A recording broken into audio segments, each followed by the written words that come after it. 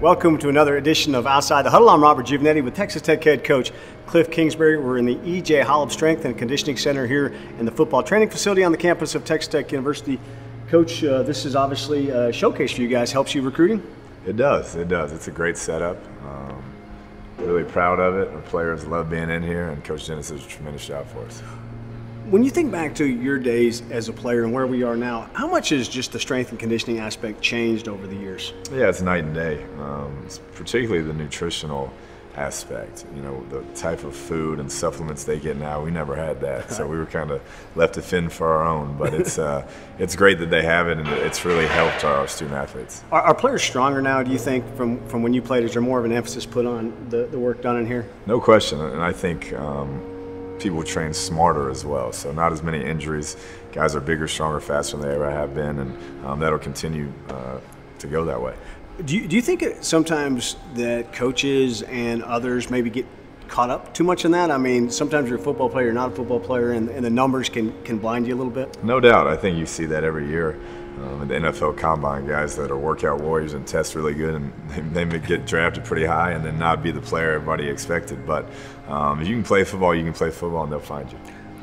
When it comes to recruiting and you're looking at a guy, do you pay any attention at all to what experts think, or do you just go from the eye test from what Cliff Kingsbury thinks or one of your coaches thinks? Yeah, just our own evaluations. There's a lot of services out there that do a great job, but we're going to take a player based on how we feel about them and how they fit into our system.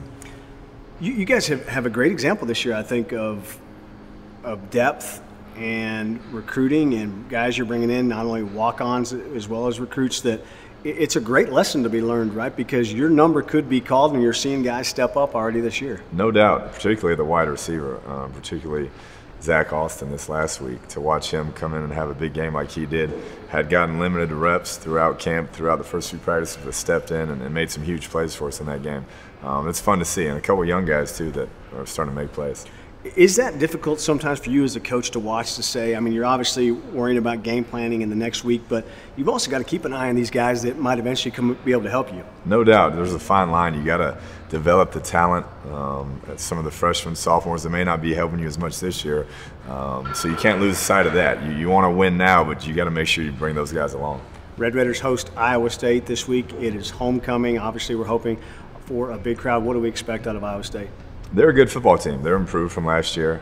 Coach Rhodes always does a tremendous job. Have a senior quarterback, have a good running game. So we expect a great challenge, and I know they'll be fired up for this one. Is it easy to overlook a team like that? They've lost twice, but both to ranked teams. So this is not a team that's just going to come over and roll over for you guys. No doubt, no doubt. They're 1-0 in the Big 12, and we're trying to get that first Big 12 conference victory. So we know that this will be a very good game, and it's a good opponent.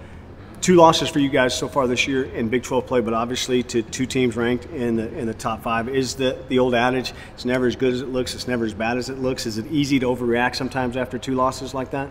Yeah, I mean, they're 2 quality teams. We felt like we could have played better in both games, and so everything's out in front of us still. We want to be the best team we can be by the time we wrap this thing up, and hopefully we'll continue to improve. Things that you're pleased about after these last 2 weeks? I mean, obviously you're not. You mentioned this after a win. You're never satisfied.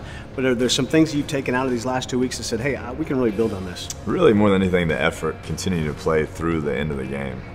There were mistakes in both games. There were some penalties this last one, some turnovers. But I thought overall the effort has been very good, and they're playing hard. And so the ball will start bouncing our way if we continue to do that.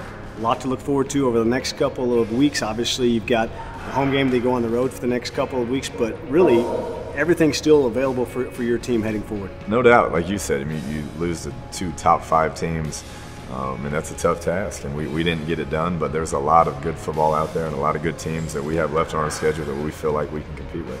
Texas Tech and Iowa State, 2:30 this Saturday. This has been Outside the Huddle. Thanks to Southwest Bank. Coach, thank you very much. Thank you. Appreciate it.